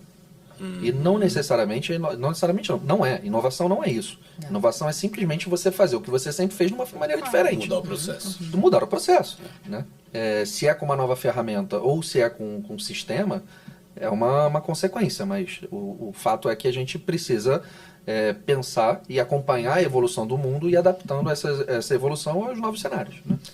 Eu acho que só até quando a gente começou a pensar nesse conceito da locação, é um pouco dar a oportunidade do teste de uma forma mais tranquila. Porque aí, muitos dos clientes que antigamente tinham receio de fazer o investimento, pagar R$100 mil numa máquina com operador a bordo, e falou, não, então eu vou fazer o seguinte, eu vou alugar, vou pagar um valor muito menor e vou me adaptando. E a gente, eventualmente, faz lá um acordo de, não gostou? Beleza, devolve. Eu tenho certeza que vai funcionar. Ou realoga também. Vamos ver se isso é real, né? Isso. E com isso, há todo um controle, o que vocês colocam para o cliente de vocês, de que vocês são os maiores especialistas no processo de limpeza, deixe eles cuidarem do que é mais importante, que eles são os especialistas, a gente quer fazer o mesmo com a máquina. É um pedaço pequenininho. Eu costumo dizer, eu sou só o ajudante do faxineiro. Mas faz muita diferença. Nem faxineiro eu sou. Faz muita diferença você sair do Rio para São Paulo de Fusca e você sair do Rio para São Paulo de Mercedes classe S. Sim. É nessa comparação que a gente está falando com relação ao maquinário. Em algum momento, a tecnologia chega a tal ponto que você sai muito mais seguro para fazer o mesmo trajeto que existe há 100 anos. Não sei quanto tempo tem a Dutra, mas que você faz é bem diferente. Né? Você vê muito menos acidente na estrada. Tal. Isso tudo, eu gosto de trazer esses ganchos assim, de coisas do nosso dia a dia para o ambiente de trabalho. O que a gente adapta disso aqui, né? Antigamente você via muito mais acidente que você vê hoje. Eu acho que até vou pegar esse gancho do Fusca e do Mercedes, que é muito bacana, que nós temos no Brasil, então, 3 marcas, né? Que é a Tenant Company, que é a empresa mãe, tem a Alfa, que permaneceu, e a Alfa, a intenção da Alfa é ser o equipamento ideal para o uso no Brasil. Então é o melhor custo-benefício no sentido de, eventualmente, não vai ter o luxo da Mercedes, mas ela vai fazer o mesmo processo que a Mercedes faria, com um custo um pouco mais baixo. Mas se quiser a Mercedes, a gente tem também a Mercedes, e ainda tem a IPC como uma terceira marca, que é mais voltada para o mercado profissional, mas é onde a gente vai vender no Leroy, usar o exemplo do Leroy, Telha Norte, para que a pessoa que está trabalhando em casa e quer fazer um trabalho bem feito, ele vai comprar esse tipo de equipamento. Então a gente conseguiu com isso ter um leque para todas as necessidades, com 3 marcas, podendo atender as diferentes necessidades. Sasha, Miriam, Rodolfo, agora eu preciso começar a dar a reta final, tchau. Primeiro agradecendo aqui, para fechar e passar para cada um aqui, para as suas considerações finais com uma provocação. Eu nunca, quando falo em educação, isso mexe muito comigo. Eu nunca parei de estudar. Rodolfo brinca comigo, Cris, vai inventar o que agora? Acabei o doutorado, já inventei. Já estou no pós-doc. Eu terminei meu doutorado em março e eu estudei a cadeia serviço-lucro de Service Profit Chain, uma teoria de Harvard que tem mais de 30 anos, que já foi estudada no varejo, já foi estudada nos serviços bancários, já foi estudada no turismo, e todo mundo valida. Um bom ambiente interno para as pessoas faz com que essas pessoas se engajem, trabalhem melhor, sejam promotoras da marca, tá aí o NPS que vem disso. Você encanta um cliente que se torna leal. No hospital ninguém vai ficar voltando porque não quer, mas indica, e se precisar volta, e isso traz lucratividade e perenidade. Aí eu vou para a saúde e eu vejo que no mundo de 38 mil publicações, né, com todo o rigor da ciência, só 12 falam de saúde. E aí dentro da saúde a gente pega ali que existem fatores que são do indivíduo e fatores da organização. A organização é responsável por dar condições de trabalho quando fala de carga e capacidade, o design do lugar, né? Essa loucura de você fazer 14 quilômetros num dia para levar lixo. Mas dentro da saúde, movimentar, dentro da saúde, 80% das variáveis, 82% das variáveis que impactam no ambiente interno, elas são atribuídas à pessoa e não à organização. E dentro da organização, quando se fala nesses 18%, você tem uma dimensão que vai do reconhecimento, que vai do salário, que vai do design, e tem uma outra que é a liderança. E só se fala de liderança, ou seja, o peso está todo em pessoas, sejam elas quais forem. E é muito bom a gente estar aqui discutindo tecnologia, família, sonhos, história, construção. E uma pergunta para vocês aqui, para a gente fechar, começando por você, Miriam, pro Dudu, o que você quer deixar para ele, que foi a mãe dele, que ajudou na transformação do que precisava ser feito para facilities em saúde? O que você quer que o filho conte de você? Pergunta boa, hein, Cris? Não parei pra pensar isso com essa profundidade, né? Mas uma coisa que... Até complementando, Miriam, para depois deixar vocês claro. dois bem simples assim. A gente estava conversando um pouquinho antes sobre memórias afetivas, um pouco antes de você chegar. O Sacha tem umas histórias interessantes com relação à família, né? E eu vejo que muita coisa que eu aplico no meu dia a dia profissional é em cima da memória afetiva que meu pai e minha mãe criaram em mim, pelo comprometimento ao trabalho e por aí vai, né? Mas mesmo assim, muito escasso de certa forma. Conta pra gente um pouquinho sobre a pergunta da Cris e se você tem algum projeto pessoal. Pessoal, tá. Isso. Eu acho que, pegando um pouco isso que você falou, Rodolfo, assim, diferente da história do Sacha e da sua, de uma empresa familiar e com uma história tão viva assim, eu vim de uma mãe que era dona de casa e de um pai que é um professor pardal. Meu pai é fora da realidade, assim, né? Ele sempre trabalhou com manutenção Mas o que eu trouxe deles foi a questão do compromisso. E o que eu tento passar muito para o Dudu sabe onde eu trabalho, eu levo ele no trabalho, eu falo o que eu faço. Tanto que quando eu saí do outro trabalho, mãe, por que você saiu? Você gostava tanto. E eu penso, poxa, será que na cabecinha dele ele consegue entender, né, o que está acontecendo, enfim. Mas eu sempre mostro para ele essa questão do quanto eu me sinto feliz em servir, quanto eu me sinto feliz em construir uma equipe. E eu falo muito isso para minha equipe, que seja amistosa, que seja prestativa. E falando de legado HCOR, eu acho que isso já é uma coisa que vem se formando, né? O quanto a gente quebra barreiras, o quanto a gente joga junto. Então, eu vejo que no meu legado profissional, assim, do que já foi nas 2 outras instituições que eu passei aí por mais tempo, isso sempre vem como um retorno, né? O jogar junto, o construir junto, o não criar dificuldades. Eu falo muito isso para minha equipe, né? Facilities nunca tem não na boca. Vocês não podem falar não. Pode não ser com vocês, pode não ser nosso. A gente vai dar um jeito, a gente vai resolver, a gente vai achar o responsável. Então, eu vejo que isso muito está se fomentando dentro da nossa estrutura e o deixar de olhar para nichos, né? Então, eu falei, dentro da minha área, eu cuido de várias áreas. Facilities envolve aí vários processos.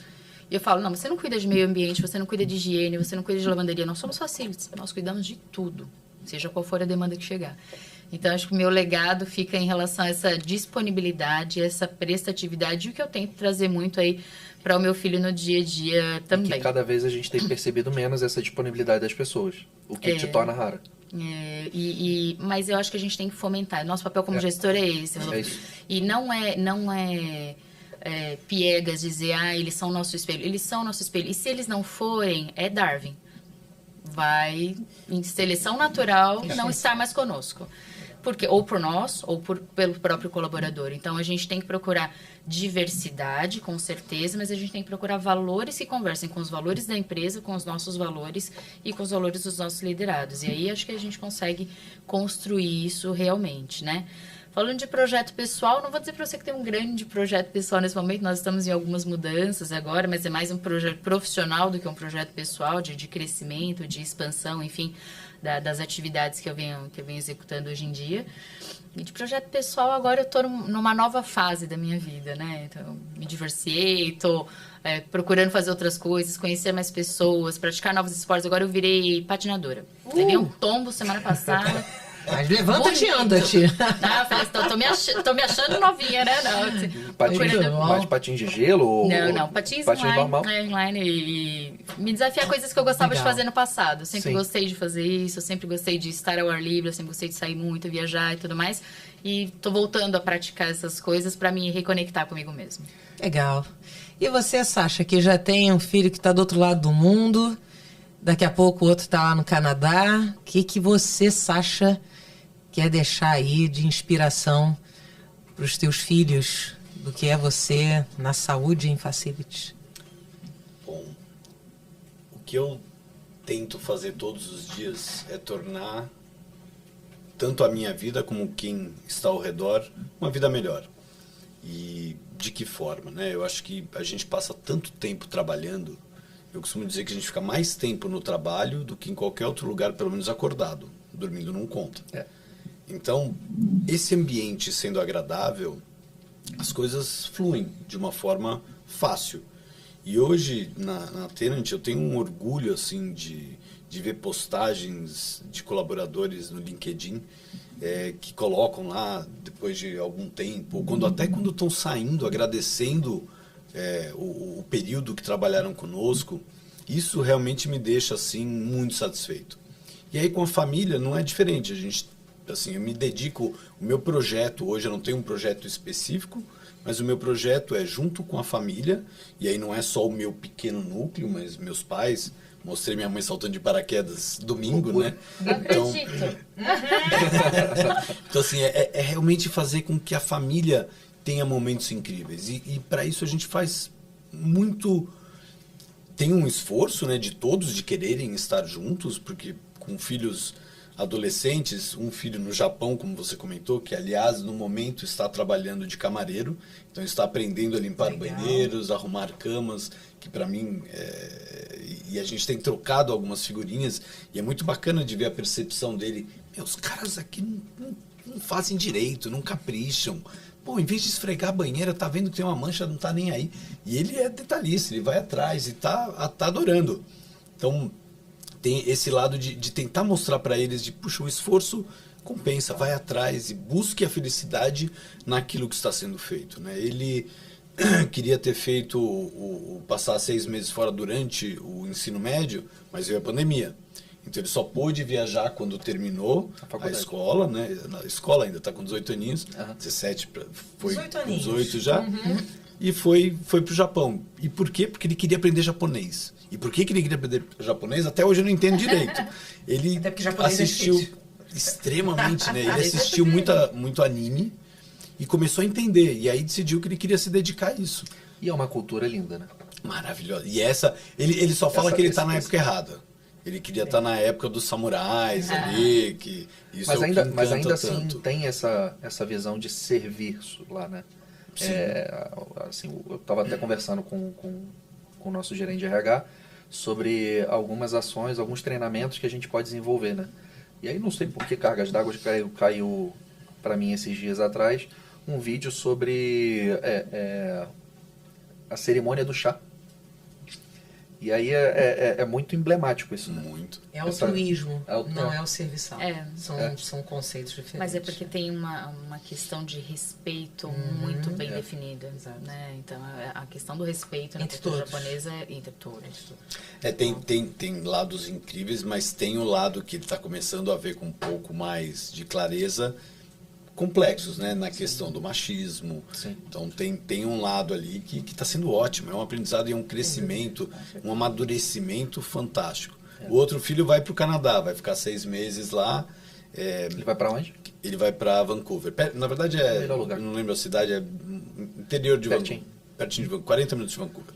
Então tá super empolgado também e é bacana de ver como cada um tem o sonho nessa fase, né? É o sonho. Esse filho, desde os 10 anos, 11 anos, ele sabia que ele queria... Morar fora.